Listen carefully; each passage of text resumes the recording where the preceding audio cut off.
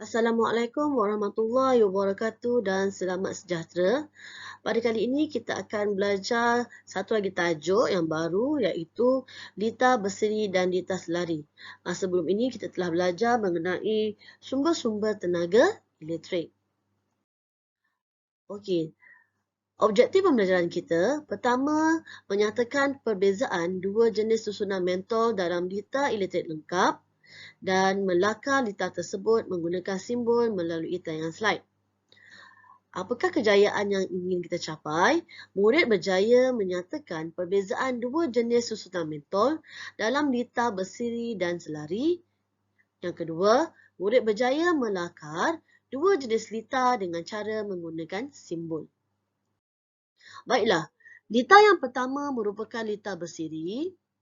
Setiap mentol disusun dalam bentuk satu rantaian, iaitu mentol disusun bersebelahan antara satu sama lain. Sebelah menyebelah. Okey, maka ini dipanggil satu rantaian lita elektrik. Satu sahaja. Daripada yang positif, bergerak arus elektrik ke negatif. Bermakna satu rantai lita elektrik. Okey, dalam lita bersiri, dia mempunyai satu laluan arus elektrik mengalir. Seperti saya katakan tadi, arus elektrik akan mengalir daripada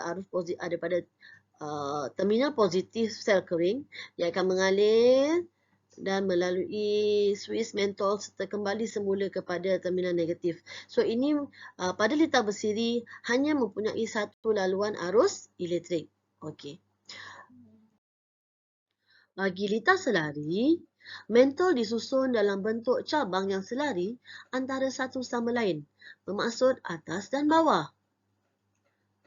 Cabang lita elektrik yang pertama, so ini bahagian atas cabang yang pertama. Kemudian cabang yang kedua, cabang lita elektrik kedua yang terletak selari dengan cabang lita elektrik yang pertama. Daripada susunan elektrik, mempunyai lebih daripada satu laluan untuk arus elektrik mengalir. Laluan yang pertama, daripada terminal positif, bergerak arus elektrik ke suis yang pertama, kemudian ke mentol yang pertama, kemudian keluar semula bertemu di terminal negatif sel kering. So ini adalah laluan arus elektrik yang pertama.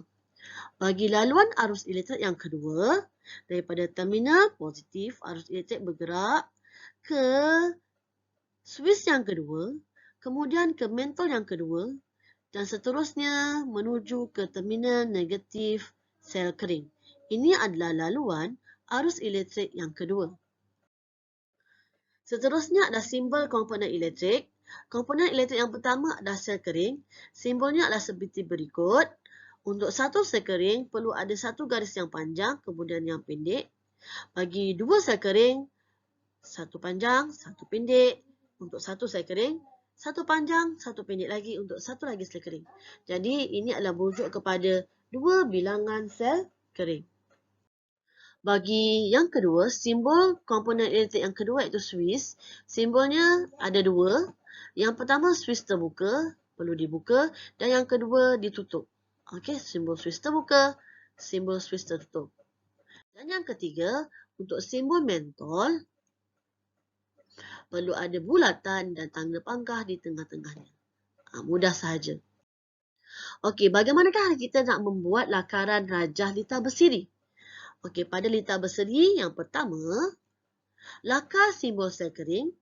Satu ke dua ke, pada sini kita mempunyai satu sel kering. Kemudian, lakar simbol mentol, kita ada dua mentol. Kalau ada tiga, tiga bulatan. Kalau satu, satu sahaja. Dan kemudian, sambungkan lakaran sel kering dengan mentol secara lurus dan akhir sekali letakkan simbol suis. Seperti ini. Dua sel kering, dua mentol dan satu suis. Okey, ini merupakan lakaran rajah lita bersiri. Bagaimana untuk membina rajah lita selari?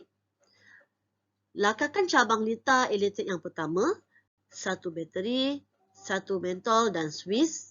Kalau dua bateri ikut terpulang kepada lakaran yang kamu nak lukis. Kemudian, lakarkan cabang lita elektrik yang kedua secara selari. Satu lagi, Swiss dan juga mentol, atas dan bawah. Ini adalah lakaran raja litar selari yang telah siap. Tadi kita menggunakan satu sel kering, di sini ada dua sel kering. Satu Swiss, satu mentol, satu Swiss, satu mentol, atas dan bawah. Okey, ini ada raja litar selari. Tugasan saya akan berikan pada WhatsApp kelas sains masing. Okey, sekian saja pembelajaran kita pada kali ini. Sehingga kita berjumpa lagi pada pembelajaran yang akan datang.